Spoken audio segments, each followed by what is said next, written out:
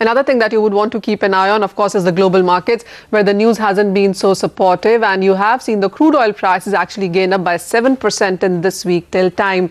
Naveen Mathur of Angel now joins us to talk about all of that. Naveen, hi. First of all, about the agriculture commodities, the monsoon number is not so well, but the sowing numbers are on the positive side. What are you picking up from that? Good morning, Manisha. I think what you said in the IMD report has come out to be slightly striking, because we were, before going on to the monsoon, we were 6% plus, I think 106% of the normal average which IMD predicted.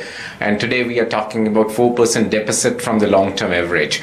Overall, as you rightly said, the acreage and the supply concerns have not been there too much, because the central India and part of the northern India, which is largely, Manisha, is the agricultural bed, has been doing pretty well in terms of monsoon. They are surplus on the monsoon this season. So I don't see too much of the volatility in the markets, although a couple of agricultural commodities would be volatile because of this news. But I don't see too much of the volatility coming out from the agricultural space as of now. We are already witnessing the pulses which are showing at the record high levels.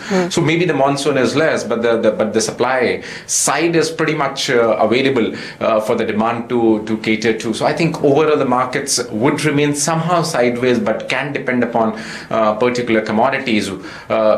Specific commodity can be prone to a volatility, but overall I think the agricultural pack definitely would be kind of range bound. Naveen, but one thing I would want to take away from monsoon is, what do you see in a sense of buying, physical buying in gold and silver? Because Indian markets do watch out for that rural buying for these commodities.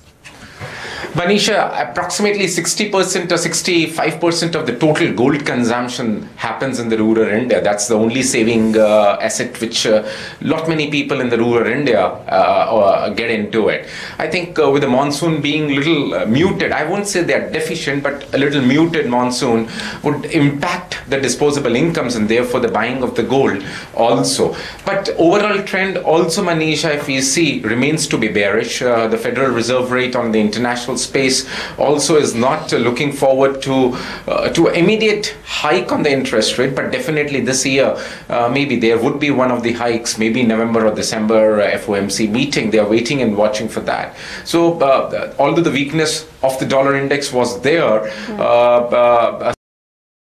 days back, but then after the ECB comments, it has bounced back and the dollar is gaining strength. And with that trend, I think the sell recommending strategy would be a better stuff to do it. You can sell the gold contract on the MCX October month at around 31,250 levels, stop loss at around 31,450, and targets on the downside can be seen in a range of around 31,050 or so. It's trading currently at around 31,100. All right, thanks very much. Manisha, as they say, when it rains, it pours, right? So I was sticking off some of the negatives. TCS, Yes Bank, the new test will add the monsoon now to it as well. But as they also say, show me the money. I began with a link on the amount of money which is flowing in. Just incredible. It kind of just puts a balm on everything else.